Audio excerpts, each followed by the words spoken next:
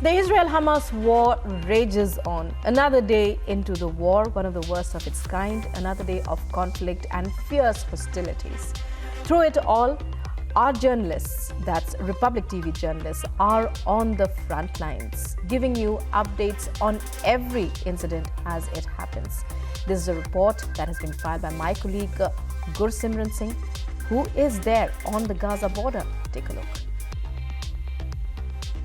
The operations of the Israel Defense Forces is continuing on the third day of the ground incursion that they started on the evening of 27th of October. Now the target is the establishments and also the cadres of the Hamas that are operating from very close to the border, and also the tunnel that they have built very close to the one of the key crossing from where thousands and thousands of Palestinians used to cross to the territory of Israel. But the Hamas had their other plans. The plan was to kill as many as the Israelis as well as Palestinians near the Erez crossing as they can. But that tunnel shaft has been decimated by the Israel Defense Forces. And also some of the terrorists, around 20 in number, those who came out of a tunnel when the Israel forces were entering from the north side, they have also been killed by the Israel Defense Forces.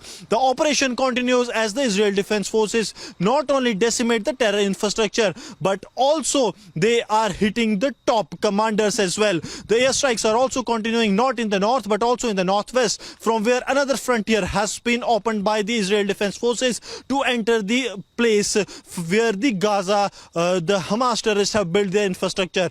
Also in the north, if we speak of the Lebanon side, the Hezbollah terrorists are continuing their terror strikes on the Israel Defense Forces, and also some of the projectiles that were fired by them landed in the civilian areas.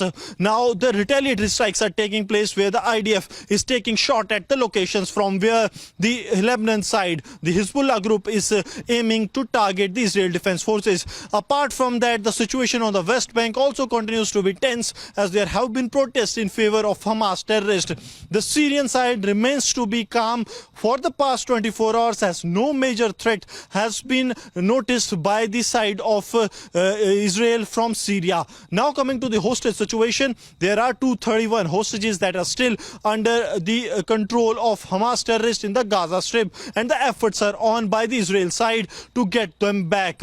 Apart from that, 20 vehicles with the humanitarian assistance, including food, water and medicinal supplies, have been allowed to enter the Gaza from the Rafah crossing, that is via the Egypt side. And now the operation by the Israel side to wipe out Hamas is in full swing, as many of the operational centers, those were very close to the border, a mile or so, they have been totally destroyed, and the flag of Israel has been unfurled at many buildings in the Gaza Strip as the forces of Israel advance in the Gaza Strip to decimate the terrorists of Hamas.